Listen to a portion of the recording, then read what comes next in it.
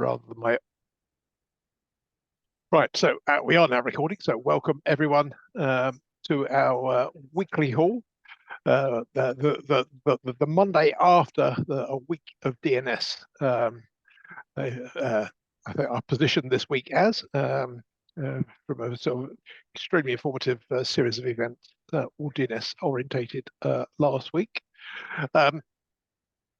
Because of limited time from landing to doing this, I don't have any slides this week, so apologies for that. But the sort of main focus of the call, I'm going to sort of welcome Gianpaolo on it in a moment to sort of reprise presentation he's given previously and give an update on his paper, which I think will be extremely interesting. I think I mentioned before that the paper that Gianpaolo and colleagues presented at the last IETF meeting, I think, had by far and away the best slides of any of the presentation. The content was good as well, but you can almost forget the content. The slides, but by themselves, were good value, even without the excellent content.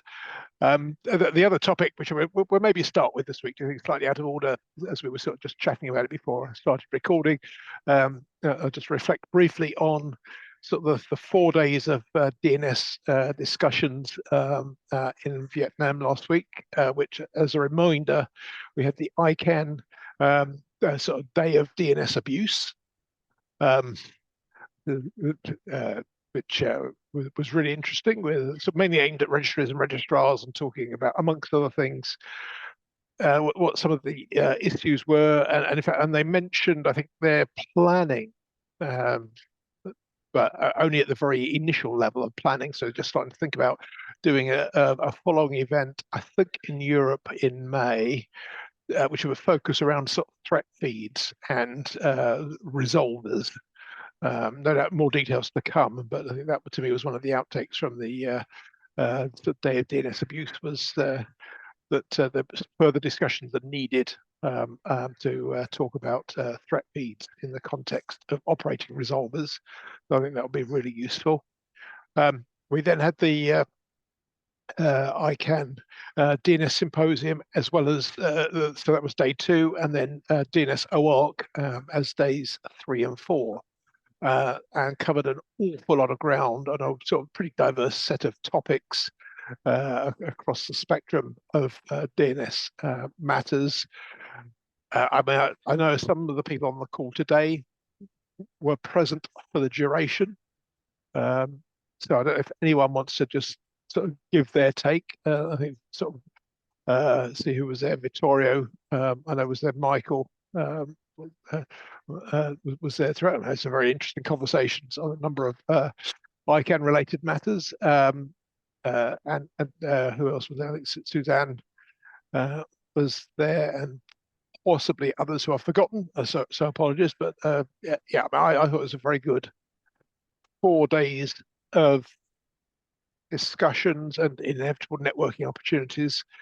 So definitely well worth doing. And in fact, for the masochist, I think a couple of certainly the DNS OARC guys were then heading off to APNIC immediately afterwards. So as we speak, are in Kyoto for several days of APNIC discussion as well. So they're making the best use of traveling to the area whilst they're out there.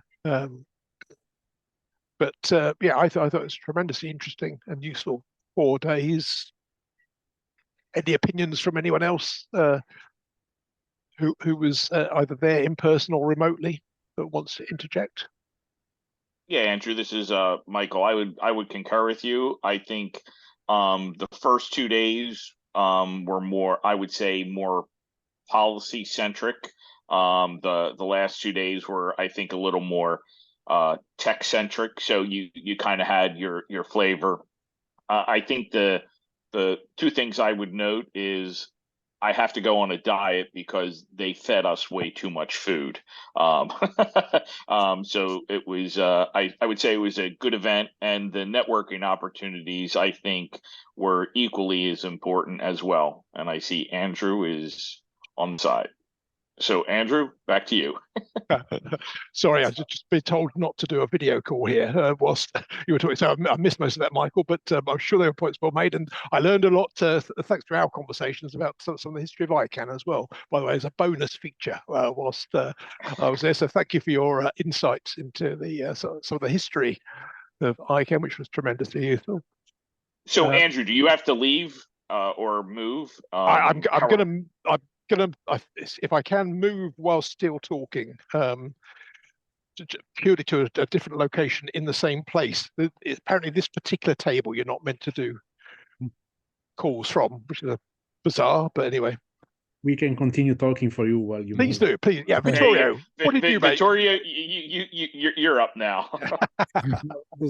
There would be a lot of things to say. I think we can find a couple of topics maybe that emerged, like the DNS for EU presentation that I think was interesting. Raised quite a few questions, which I've already seen circulate in other forums, such as the RIPE DNS best practice forum. And because, I mean, there was an update on DNS for EU, which left me a bit concerned by the fact that they apparently don't want to do any filtering and think that there's no filtering law to them, which I don't see very in line with what the Commission expects. In general, I think it was a good experience anyway. There were lots of other things. I'm happy I went, not just for Vietnam, but because I think it was interesting. And also, if anyone is interested in the presentation I gave on, MIMI identifiers, for using DNS for MIMI identifiers. MIMI is the new interoperable instant messaging system that is under discussion at the IETF. And by the way, there's the working group is going on, and there will be a discussion in a couple of days, so there might be updates pretty soon. And then I don't know if anyone else wants to recap anything from these meetings.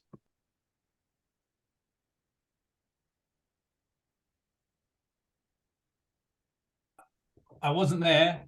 But I'm curious to hear about the DNS for EU thing. Yeah, it was mostly, let's say, the usual DNS for EU presentation, meaning that it was an update in the schedule, and more or less it restated what we already knew about. Especially there was a stronger accent on providing private, let's say, DNS to governmental offices. So, it looks like now the priority is to deploy as soon as possible the private service governments and to find more ISPs that want to maybe host a node. And then the public resolver has been sort of postponed until 2025. And even in terms of like announcing new members, there was a list of new members of the consortium, and I was a bit also surprised to see that there's most of them are in Eastern Europe, and there's very few of them from the big European countries. So there's one German member now, which is DESEC, which is a public secure resolver, and one Italian member, which is ABILAB, which is basically the Association of Banks. It's the internet laboratory for the Association of Banks. So people that have been working on promoting internet banking in Italy, which is fine, but they're not an ISP or a connectivity provider or whatever. I don't even know what they do with DNS. And there's no member from Spain, as I see, no one from France. So it looks like they'll still have to find a footprint in Western Europe. Okay. And apart from this, of course, they don't know the financial sustainability after the 3 years. And then there was this discussion that, they said we plan to offer a completely unfiltered public resolver because we assessed that there is no law on filtering either in the Czech Republic or elsewhere that applies to us, and so we don't want to apply anything. Which, in legal terms, I don't know because I'm not a lawyer. But in political terms, having the European Commission fund a project for a resolver that people can use to bypass national filtering laws, I don't think it will fly a lot in Brussels. I thought that was the whole point of the EU for DNS, but no, people like to think that this was a censorship attempt by the European Commission, which was not. But still, it was clear that it was expected that it would be at least, let's say, doing the same that the national European ISPs and resolvers do. So there's this open point on global resolvers, whether they will ever have to apply European filtering laws by country or not, and then the 9 right. But in terms of like a European service, it looks weird that it's not going to apply what we thought it would do. So by country filtering. So I'm sure this will be raised in future meetings, and we will see if the Commission takes a position on this. Thanks, Vittorio. That was really interesting. Thanks. Yeah, Yeah. Peter, one other thing you may find interesting from the other side of the pond, there was a presentation by Cisco on building a DNS resolver for FedRAMP. I put a link in the thank you. chat. So it's really interesting, I think, to look at it. DNS is truly critical infrastructure and how kind of governments are looking at it. And specifically from the FedRAMP, there was some real security focus and insight into that I think you may find interesting. And it seems Andrew has now found himself located in a situation where he could take over the chair again. So back to you, Andrew. Thank you. Well done. That was really really good. And yeah, just perhaps one other reflection, just going back to adding to the points Vittorio was making on DNS for EU, and I will ask Robert Saffa to come back onto the call to perhaps reprise the presentation, because it was really useful. I think with NIS2, to supply DNS services to, for example, ISPs, the ISPs will be obliged to look at the sort of supply chain, and obviously DNS will be a key part of their supply chain, and they will need, I think, at least to filter malware as a bare minimum to be NIS2 compliant, would be my take on the sort of NIS2 obligations as they're an essential service. So I think there are a number of perhaps things that need to still be considered in the proposal. And then the other observation, to hit the target of 100 million users, it really needs the big telcos to come on board. I think that's the only feasible mechanism to get to that level of usage. And as I think Vittorio was saying, there aren't any big telcos on there just yet. Whether there are any plans for any to join, don't know, but that seemed to be lacking to give a credible path to that sort of level of usage. But anyway, anything else that anyone wants to add from? I'll put some links to some of the more interesting presentations with the notes, because there was a lot of stuff to unpack, and I think for most of us, probably with travel and so on, we haven't really had a lot of time to reflect since getting home from our various travels. So I'll certainly be reflecting more on it this week with more links. But anyone else with anything to flag? And if not, I mean, if you do, we can always come back to this. But let me, as I say, the main reason for the call this week, Gianpaolo kindly agreed to come on to give an update to something that he's been working on with others for a while now. So why don't I hand over to Gianpaolo to sort of just take us through, and as always, we will have plenty of time for questions and discussion once Gianpaolo has run through. So your video is obviously working, Gianpaolo, as is your sound. So, thank you, Andrew. So I think I can share now my slide deck.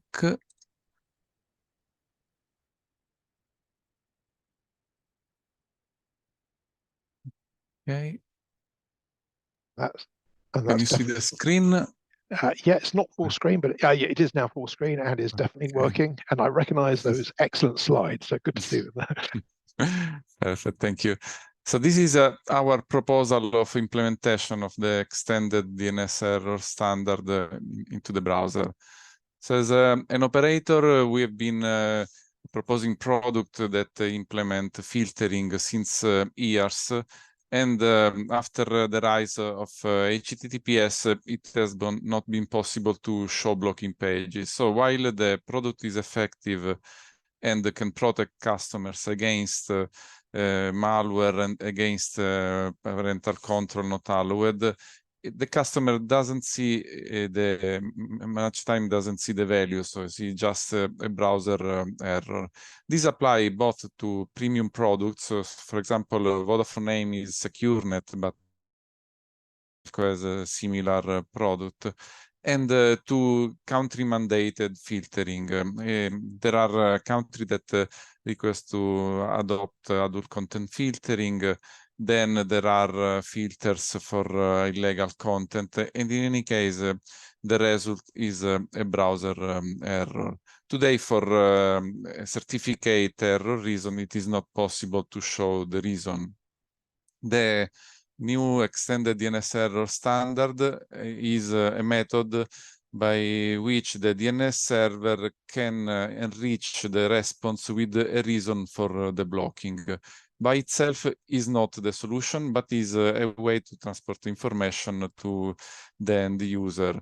In this case, we can go from a situation of an angry customer because he doesn't know the reason of blocking to an happy customer, or at least in case of unwanted blocking, a customer that knows the reason of blocking and so can chase the right organization.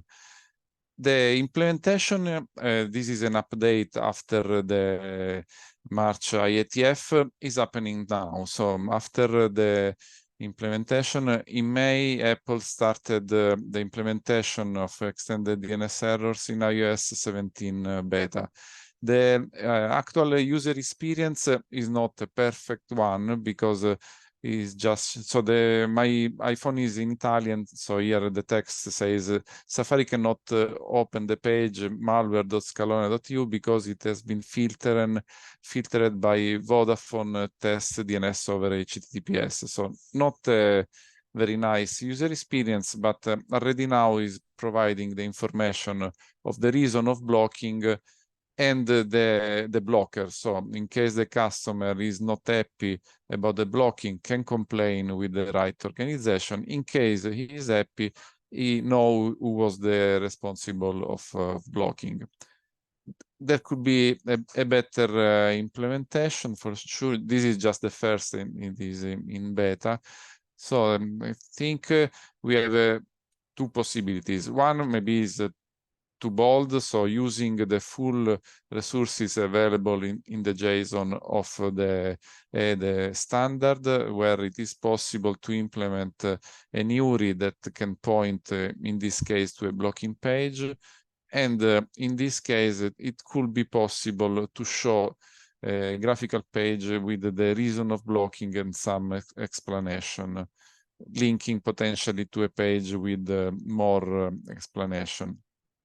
I think in this case, there has to be some discussion on what are the security standards of this page. This could be a very simple use-only resources available by the browser, something to evolve a bit more, but could be a nice user experience. In case this is too bold, another alternative could be to use the textual field available in the JSON and explain the reason of blocking by using just a textual page that in any case implements an user experience that can allow the customer to understand well the reason of blocking and so take the right actions.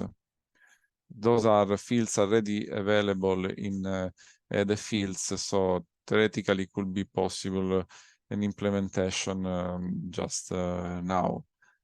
I think that in any case, awareness is better than unwanted blocking. So the customer is aware. Then if he is not happy, can change something, drop the service, ask for an improvement. If he is happy, he knows what is happening. And what is an additional benefit is that this is a reason also for the operator to implement DOH, because with the extended DNS errors, there is an improved customer experience, not only for the browser, but also for the operator that can show the service that is proposing. Also from the browser perspective, there are no more blocking that can be interpreted as an error in the browser, but points to the right reason of the blocking. So up to now, DOH good for security, for privacy, for customer, but given the cost, not so many reasons to implement. It is something that can lead to a wider implementation of DOH. So proceeding in this path, and that's it for now. Thank you. Perfect. Thank you, Gianpaolo. And yeah, reminding everyone the context of this was the meeting was in Yokohama, so I think it was especially impressive to have sort of appropriate graphics, sort of sympathetic to the sort of physical presence of the meeting. And judging by the chat, there's a couple of other people that were equally impressed at Gianpaolo. But equally, as you rightly say, a lot of this is about the significant improvement to the user experience that can be delivered on the back of this. So let's open up, see if anyone's got any comments or questions. And I've seen a couple in the chat, but does anyone want to unmute and either ask questions or make any comments based on what you've just heard?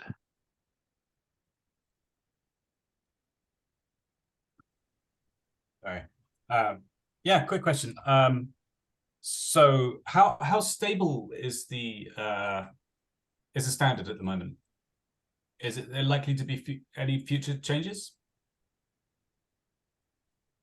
So the last to IETF, I've not seen changes in the proposal, so seems to be quite stable. Also, for the fields were available since 2 meetings, and in the last meeting it was not updated, so it seems quite stable.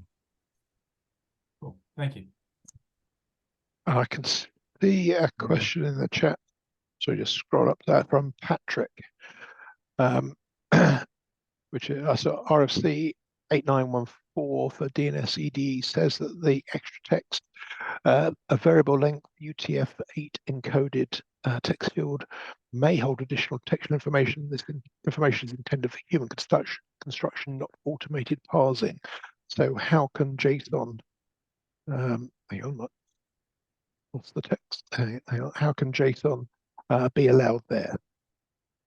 So this was an extension of RFC 8914 for the extended DNS error that uses a JSON. And for example, the Akamai implementation that was our partner for the IETF presentation used just that JSON. So we are using a real implementation of FED. So, Patrick, hopefully that answers the question. If not, feel free to unmute and expand on the question if you wish. No, that's fine. Thank you. Thank you. Okay, no problem. Other than admiring the graphics, does anyone else have any comments or questions?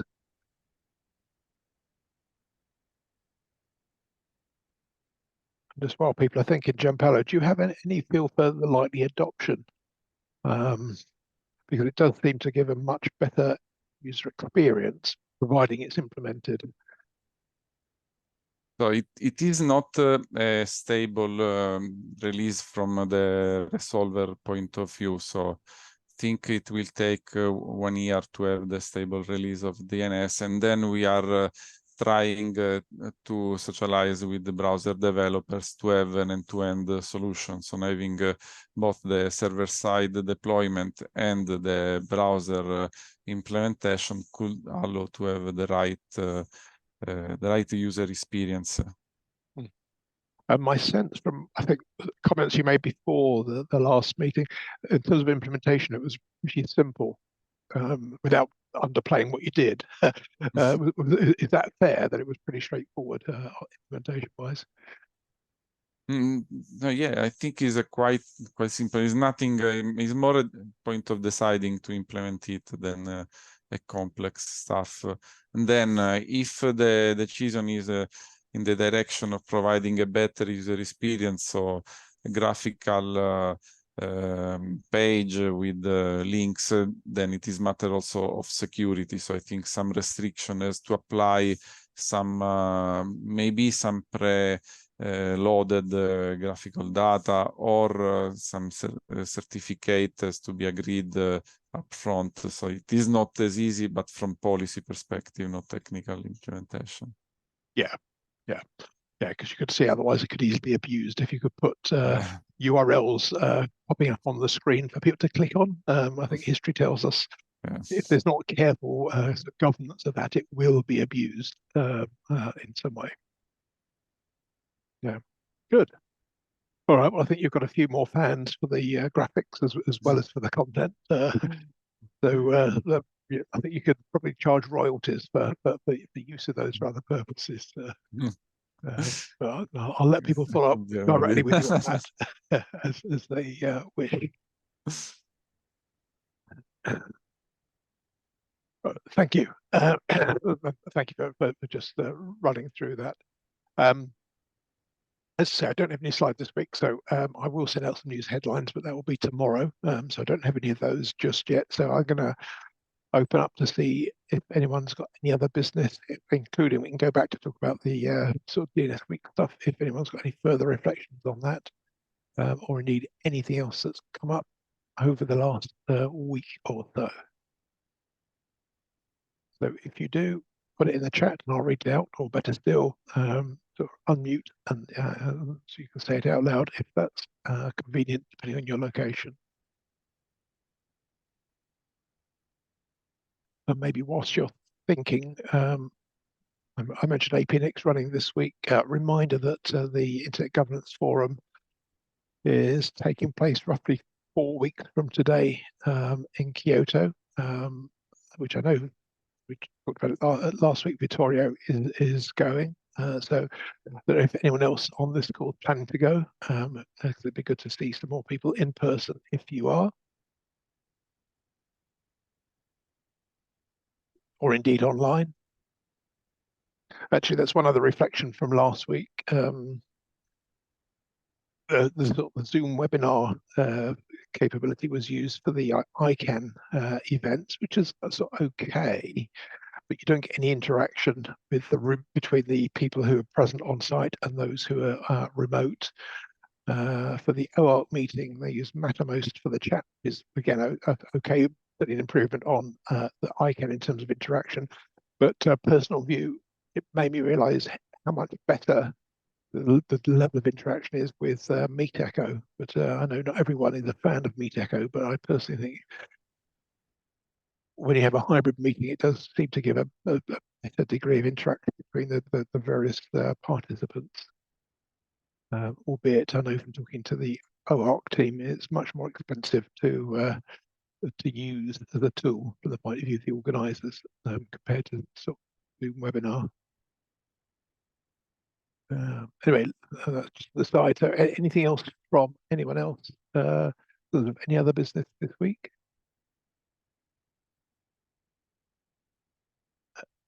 And if not, as I said, expect to see some new headlines from me probably tomorrow. So there'll be some more things on there that I picked up over the last week or so, various bits and pieces.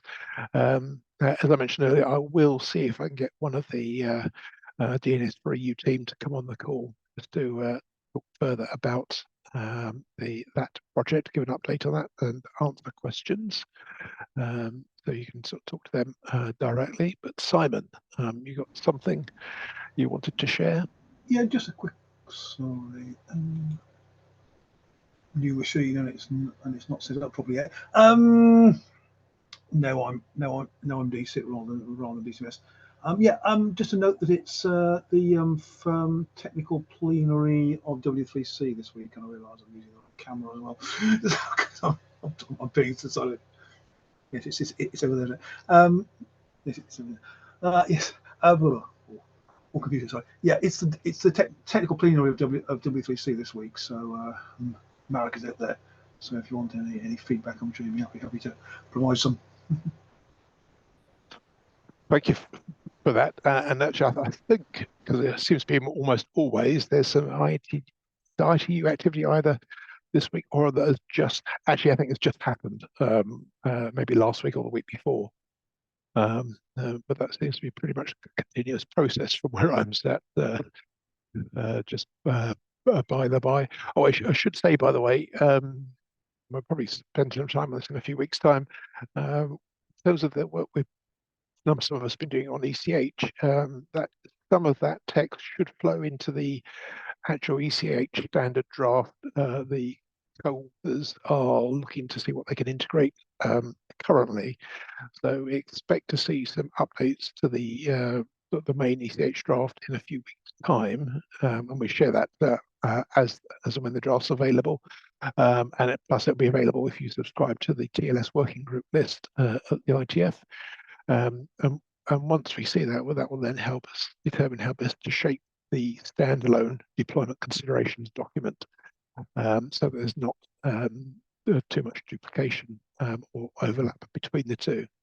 But that's where we've been paused on that to wait and see how the actual main standard document evolves before we move ahead with a further update to the deployment considerations draft, in case anyone was wondering. So more on that probably in 2-3 weeks' time. Right, I'm not seeing any more hands raised, so we're sort of all a halt there then. So thanks everyone for coming on the call, particularly to Gianpaolo for running through the presentation. I hope that was sort of useful to everyone. Next week, I hope to be joined by one of the Spam House team who's going to talk about reputation mapping and how they expose the underlying sort of data that helps sort of drive the sort of reputation scoring for IP addresses and DNS addresses, so you can sort of do your own scoring if you don't like the conclusions that Spam House has reached, which I plan to do next week anyway, but that seems sort of doubly relevant given it's going to be a topic for ICANN for next year. So perhaps we'll start the conversation to lead into the would-be ICANN conference in roughly 6 months' time. But anyway, hope that was useful to everyone. Have a fantastic week. Those of you recovering from jet lag, hope it's not too bad, and catch up again same time next week. So see you all then. Bye, Thanks, everyone. Andrew. Thank you. Thanks, Have a nice Gianpaolo. week. Thank you. Bye. Good week, everyone. Bye. Thank you. Thank Bye. you.